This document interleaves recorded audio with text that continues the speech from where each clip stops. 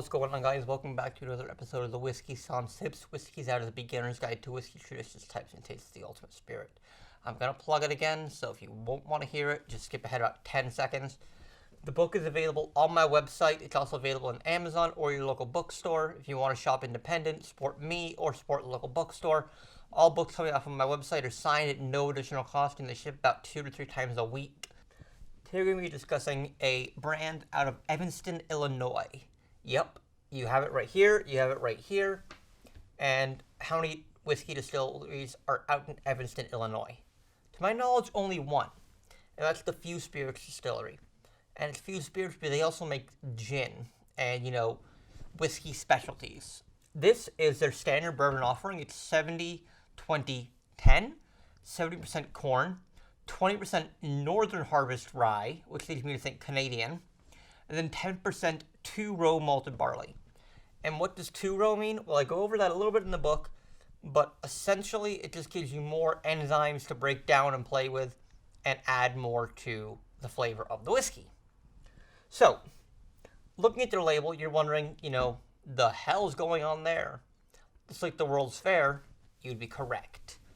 FEW's labeling is modeled off of, the Chicago World's Fair in the late 1900s. I don't remember the exact date because I am not a historian.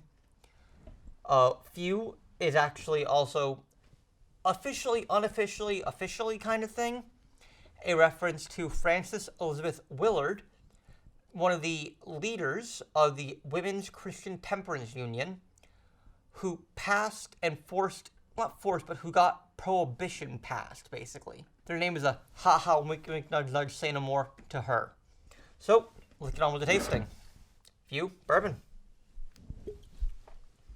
Now, FEW also makes a rye, a single malt, and some really neat, like I said, some gins. They have a breakfast gin, which is really good. And then they have a couple of experimental things. They also have a tequila cask finish. And they make I don't know what you would call it, because it's a liqueur modeled off of a very popular Swedish liqueur that they can't call it that name because apparently it's a brand name. But look up FEW Anguish and Regret and you will know what I'm talking about. So, let's give this a nose. This is, for a bourbon, this is actually still pretty rye forward. It's good, I think, so far. For bourbon, this is actually pretty rye forward.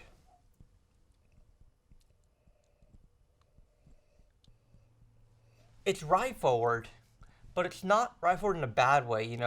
We've had some other rye forward, rye heavy whiskeys recently too that have a higher corn content that are, primarily corn base, where the rye just really shines through a lot more prevalent, but it doesn't really do that so much here. It's still really, approachable.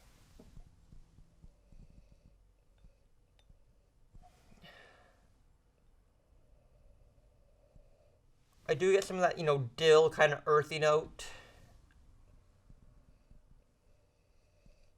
And it's masking a lot of other flavors.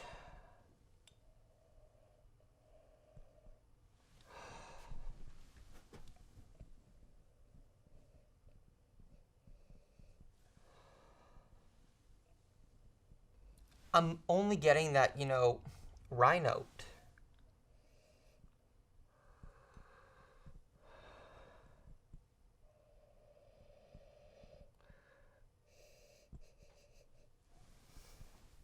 I'm getting really subtle notes of vanilla and caramel. That's really it on the nose. Let's give this a quick taste, see what it tastes like.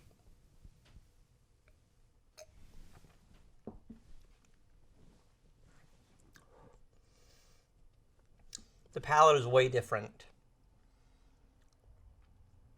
You get a lot more of that corn richness. It's a richer, creamier spirit. You get a little bit of fruitiness. I don't exactly know what fruit. There's also kind of like there's almost a banana note to it, actually, which is really interesting.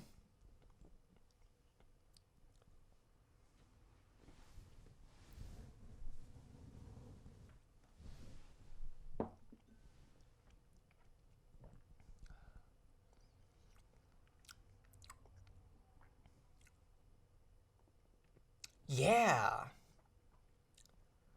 There's a very subtle note of creme brulee in the back, but banana and earth and kind of that dill are the prevalent flavors. All right, guys, that's it for the FEW. We'll see you tomorrow.